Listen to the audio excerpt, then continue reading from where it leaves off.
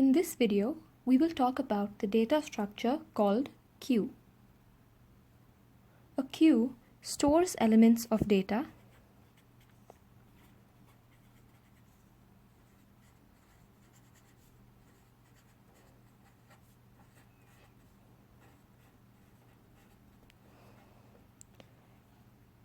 and follows the policy of first in, first out.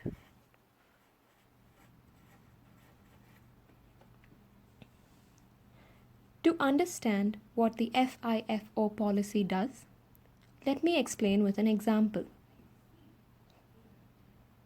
Let us consider there are many people queuing up to enter a hall.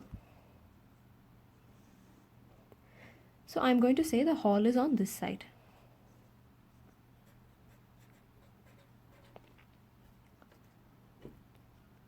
So first, person A will enter the queue for the hall.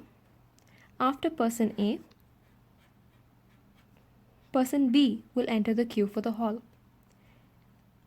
And after B, person C, and after C, person D. Now, when the entry to the hall is permitted, the first person who can enter the hall is person A. So the first person who can exit the queue and into the hall is person A.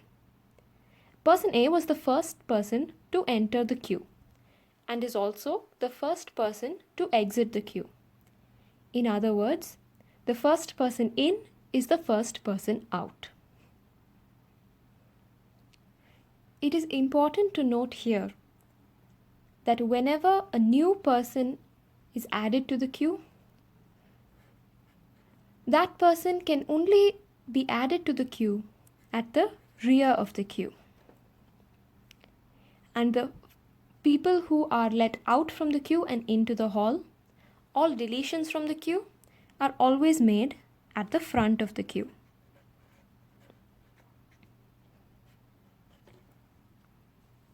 So I'm going to repeat that.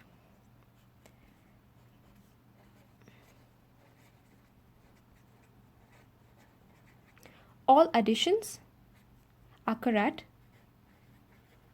the rear of the queue.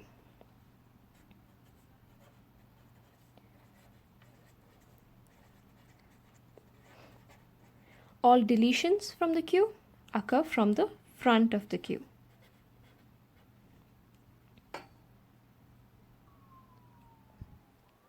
So where does a structure like this or such a protocol help us in real life situations? So queues have many applications, but one major application would be the instruction queue in any computer. When the computer is given a set of instructions, the first instruction it will execute would have been the first instruction which would have come into the computer. And so instruction queues in computers work on the principles of queues. Now let us try to write a program for the queue data structure. I'm going to write this program in Java and I'm going to create an object for queues.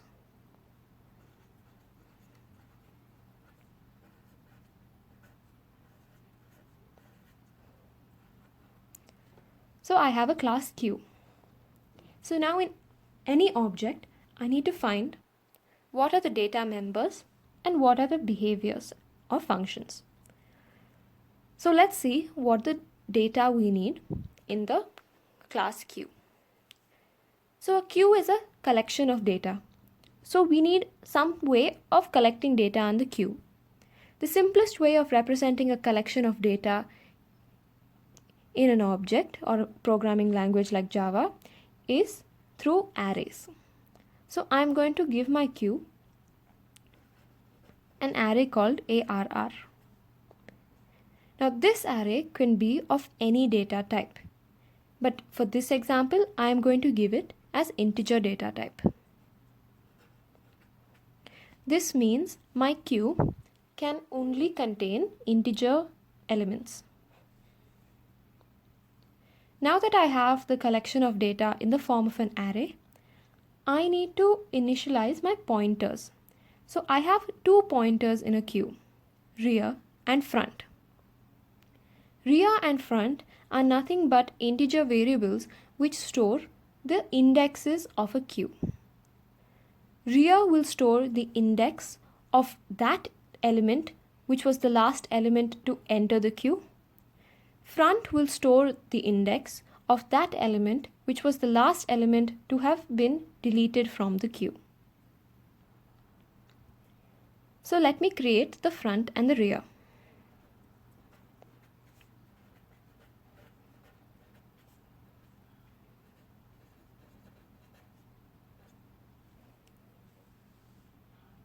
Now that we have the data which we need to create a queue, we need to initialize this data. To initialize anything in an object-oriented language, we need to create a constructor.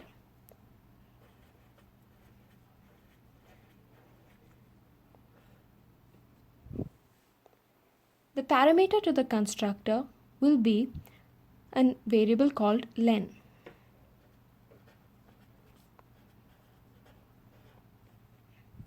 This len is the length which the user will give to the object when creating the object to know how long the user wants the queue.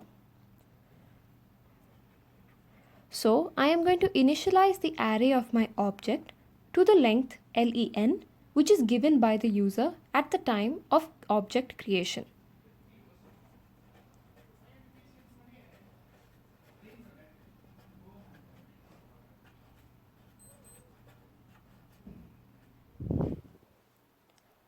Now that I have initialized my array, I need to initialize my two pointers. I am going to initialize both front and rear to -1.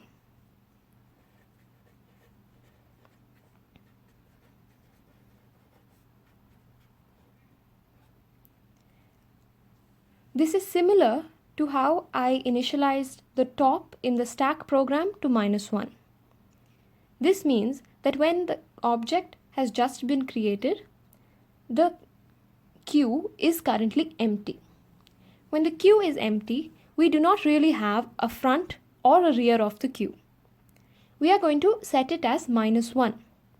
Now, whenever an element is added to the queue, we are going to increment rear. So, rear will be the index of the last element added to the queue. So when we add the first element and increment rear, rear will become 0. Now, the rear will be pointing to the 0th element of the queue, which would be the first element which was added. We will see how this works in more detail when we see the additions and deletions functions. So with that, we are done initializing the data of the queue. Now we will have to look into the addition into the queue and the deletion from the queue.